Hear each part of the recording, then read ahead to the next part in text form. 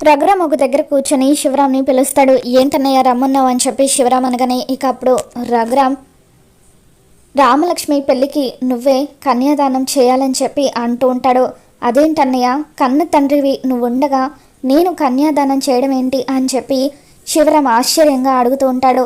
ఇక దాంతో రఘురామ్, కన్న తండ్రి అయిన నన్ను నా కూతురు ఎప్పుడో చంపేసింది, కన్యాదానం చేయాలన్న నా కలను కూడా చంపేసింది, ఇక అటువంటప్పుడు నేను కన్యాదానం ఎలా చేయగలుగుతాను అని చెప్పి రఘురామ్ అంటూ ఉంటాడు. ఇక రఘురామ్ మాటలకి రామలక్ష్మి ఎంతగానో బాధపడిపోతూ ఉంటే, ఏమండి మీరు కన్యాదానం చేయకపోతే అది తట్టుకోలేదండి అని చెప్పి జానకి అంటూ ఉంటుంది. ఇక దాంతో రఘురామ్, కన్యాదానం చేయడానికి నేను బతికుంటే కదా జానకి, నా కూతురు నన్ను చచ్చిన శవాన్ని చేసింది కదా, శవం ఎక్కడైనా కార్యక్రమాలు చేస్తుందా, చేయించుకుంటుంది కానీ అని చెప్పి ఇక అలా రఘురామ్ అంటూ ఉంటే రఘురామ్ మాటలకి జానకి, రామలక్ష్మి, శివరాం వీళ్ళంతా కూడా షాక్లో ఉండిపోతారు.